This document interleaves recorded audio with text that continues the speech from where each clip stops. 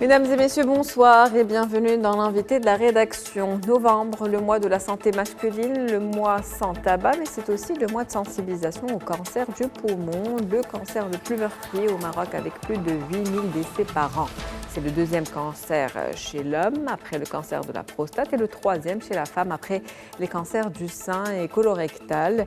Le principal facteur de risque est le tabagisme, responsable de 90% des cas. Comment prévenir? Quels sont les moyens de dépistage? Quel lien entre tabagisme et développement du cancer du poumon? On en parle ce soir avec vous, professeur Hassan Rehani. Vous êtes cancérologue, vous êtes chef de service à l'INO et chef de département de cancérologie à l'université Mohamed V de Rabat. Merci d'être avec nous ce soir. Merci pour l'invitation. Alors, si on devait parler du cancer du poumon au Maroc en quelques chiffres.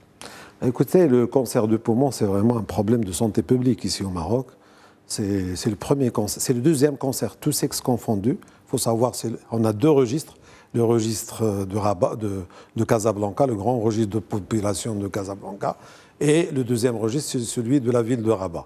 Selon les deux registres, le premier cancer, tous sexes confondus, c'est le cancer du sein, suivi de cancer de poumon. Mais chez l'homme, c'est le premier cancer chez l'homme. Et le plus meurtrier. Et le plus meurtrier, le plus grave et le plus dangereux. C'est vraiment, je peux insister sur ça, pour dire qu'un malade sur 4 hommes a un cancer du poumon.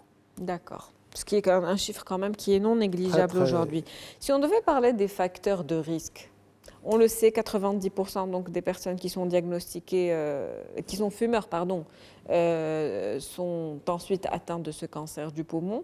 Mais à part la cigarette, est-ce qu'il y a d'autres facteurs de risque? S'il y a un message à passer aujourd'hui dans cette émission, c'est vraiment la cigarette. C'est le cancer où il y a une équation directe, établie, entre la cigarette, le tabac et le cancer du poumon. Et on sait très bien que la prévention, c'est le cancer. Le facteur principal de cancer du poumon, c'est le tabac. Les autres facteurs, ils sont vraiment secondaires. D'accord. C'est-à-dire qu'il y a d'autres facteurs professionnels, de bronchite chronique, mais ce n'est pas du tout ça. C'est le tabac qui est responsable de plus de 90% de... Ça veut dire quoi? Si on arrête le tabac, on a moins de 90% de cancer du poumon. Et je peux même vous dire que le tabac, il intervient dans d'autres cancers. Ce n'est pas le sujet d'aujourd'hui. Il intervient dans 30% de tous les cancers. Il est responsable de pas mal de cancers. Cancer ORL, par exemple.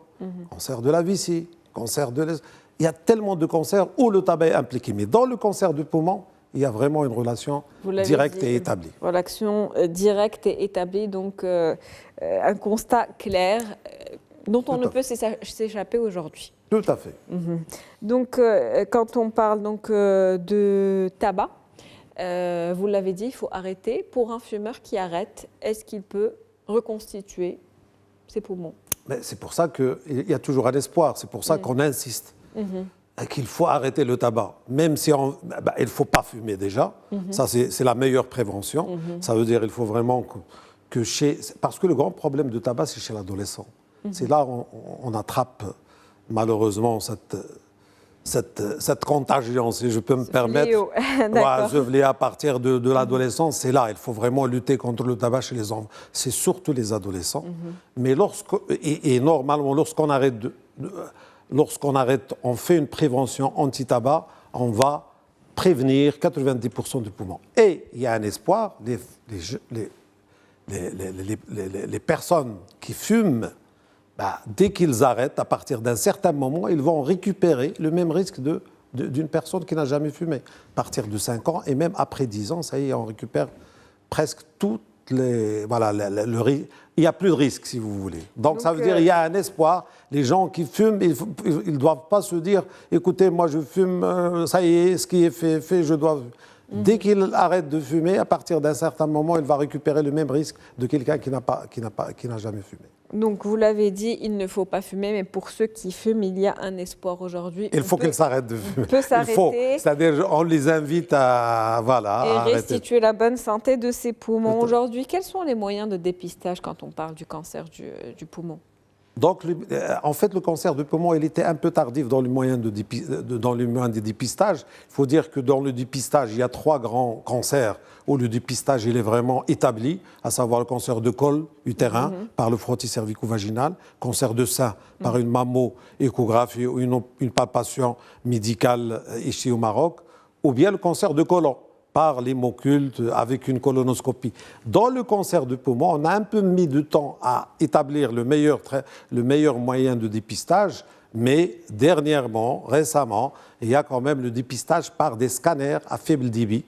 Et ça marche. Et les études démontrent que lorsqu'on fait un dépistage par ces scanners-là, on va limiter le cancer, on va dépister des cancers peu évolutifs ou des cancers à un stade précoce où on peut les traiter de façon très efficace. Donc si le cancer est pris à temps, on va dire à un stade qui est précoce, est-ce qu'il y a moyen de guérir? Oui, le message global et transversal pour tous les cancers.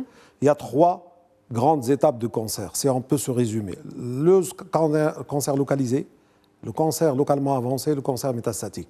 Lorsqu'on fait les moyens de dépistage, notre rôle, c'est de dépister, d'arriver à un diagnostic très précoce, avant même que le cancer s'installe sur le plan clinique. Et même des fois, on peut faire un diagnostic précoce, c'est-à-dire diagnostiquer les maladies à stade localisé. Et lorsqu'on diagnostique un cancer, et dans le cancer du poumon, c'est la même chose, un stade localisé, on a beaucoup plus de chances de guérir par rapport malheureusement à un stade déjà évolué. Et quand vous parlez de ce scanner à faible débit, est-ce qu'il doit être fait par tout fumeur ou toute personne confondue qu'elle fume? Non, normalement, ce dépistage, il intéresse beaucoup une population à risque. Et la meilleure population, la bonne population à risque, c'est les personnes qui fument. Vous conseillez quoi en tant que professionnel au niveau du dépistage? Tous les combien de temps, par exemple? Moi, ce que je vais conseiller au Maroc... Arrêtez de fumer. Non, mais bon, voilà pourquoi. Parce que le dépistage institutionnalisé coûte beaucoup plus d'argent, coûte une surveillance. Moi, je ne dis pas qu'il ne faut pas le faire, mais il faut le faire à l'échelle individuelle. Ce que je conseille pour des personnes qui fument, ils peuvent faire un dépistage individuel, aller chez un pneumologue ou un cancérologue. C'est l'oncologue ou le pneumologue qui va leur dire comment on devrait... Mais il y a un dépistage institutionnel, mais qui coûte beaucoup d'argent. Mais je crois que arrêter de fumer, c'est encore mieux, 50 fois mieux par rapport à un dépistage. Mais au niveau du stade précoce, est-ce qu'il y a des symptômes à surveiller ou non? Quand les symptômes apparaissent, il est déjà trop tard. Voilà, c'est ça. Le cancer du poumon, c'est ça son problème. Vous savez, 70% des cancers du poumon, ils sont diagnostiqués à un stade évolué. 70%, ils sont déjà à un stade 3C et à un stade métastatique. Et c'est difficile de revenir en arrière. Et lorsqu'on le diagnostique à un stade évolué, les chances ne sont pas les mêmes lorsqu'on le diagnostique à un stade précoce. Et quels sont les tout en sachant que dans le cancer du poumon, il y a une révolution actuelle. Vous savez que le cancer du poumon, il y a 30 ans, c'était vraiment presque la mort pour un malade métastatique. Mais actuellement, il y a un progrès de la cancérologie, il y a un progrès de la connaissance de plus en plus maîtrisée du mécanisme de la cancérisation de la cellule, mécanisme de la cellule normale vers la cellule cancéreuse. Et actuellement, on a 10 médicaments très efficaces. Je citerai que la thérapie ciblée, par exemple, parce que maintenant, on a des altérations dans le cancer du poumon. On a des médicaments qui vont directement cibler ces altérations de telle manière. On a une efficacité très importante avec une toxicité moindre. L'immunothérapie, il a encore révolutionné la maladie métastatique pulmonaire, cancer pulmonaire. On parle dans le cas des cancers au stade avancé. Là. Au stade avancé, il y a une évolution très très importante. Pour vous dire, c'est qu'avant, tous les stades métastatiques de cancer de poumon, il y avait une survie à 5 ans presque nulle. Maintenant, on peut guérir, pour être plus prudent, on peut rendre en rémission complète prolongée des malades métastatiques qui ont un cancer de poumon grâce à cette immunothérapie et à cette thérapie ciblée. Et donc, il y a vraiment une évolution dans ce sens. Mais quand même, ça coûte beaucoup plus d'argent, ça coûte beaucoup plus de prix. La prise en charge, elle est un peu lourde.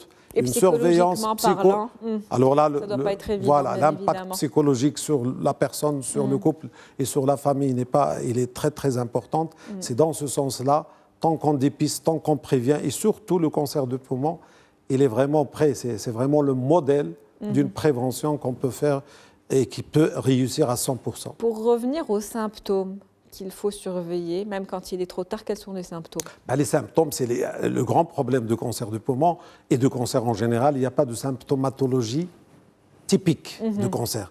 J'ai ce symptôme-là, ça veut dire que j'ai le cancer. C'est une symptomatologie thoracique normale. On peut avoir une grippe, par exemple, une toux productive. Quand on parle de toux sèche, c'est une toux productive. C'est surtout le sang. Lorsqu'on a une hémoptysie, ce qu'on appelle hémoptysie, ça veut dire des crachats souillés de sang. Là, il faut vraiment faire attention, mais ça ne veut pas dire aussi qu'on a le cancer. Une tuberculose, par exemple, une infection pulmonaire peut se manifester par ce genre de symptômes. C'est pour vous dire, les symptômes ne sont pas spécifiques. Mais le problème, c'est qu'il faut faire attention chez quelqu'un qui fume pendant 20 ans, 30 ans, et qui a une symptomatologie qui n'est pas vraiment, et qui est répétitive, qui revient tout le temps avec des antibiotiques. Là, il faut vraiment faire attention pour faire des scanners, pour faire une fibroscopie, bronchoscopie, pour vraiment s'alerter, pour éliminer le cancer. Et la toux matinale des fumeurs, est-ce qu'elle devrait alerter ou pas? Personnellement, toute symptomatologie thoracique, si j'ai un fumeur, un gros fumeur, il faut s'alerter, il faut vraiment faire attention. Un sujet avant de finir qu'on n'a pas abordé, c'est le fumeur passif. Est-ce qu'il est assujetti au même risque, avec la même intensité, qu'un fumeur actif du coup? Avant, on disait, vous savez, le tumeur passif n'est pas le... Maintenant, tout a été établi. Un autre constat établi, lien clair et sans équivoque. Il n'y a pas de différence entre la passivité et l'activité. Malheureusement, pour le passif, ce n'est pas lui qui fume, mais malheureusement, il va recevoir tous les effets secondaires et les complications de quelqu'un qui fume. Donc 90% de chances de contracter également ce cancer, au même titre qu'un fumeur. Il a le même risque, c'est pour ça qu'il faut s'arrêter de fumer. Et la personne qui est passif, il faut vraiment qu'il évite en fait les conditions d'une cigarette ou d'une fumée provoquée par des gens qui fument. Merci à vous, professeur. C'est sur ce dernier constat qu'on termine cet entretien avec vous, Monsieur Hassan Rehani. Je rappelle que vous êtes chef de service à l'INO, chef de département de cancérologie à l'Université Mohamed V de Rabat, cancérologue. C'est un plaisir de vous avoir avec nous. Merci beaucoup. Merci. Merci pour toutes ces précisions. C'est la fin de l'invité de la rédaction pour ce soir. Merci pour votre fidélité. On se retrouve demain.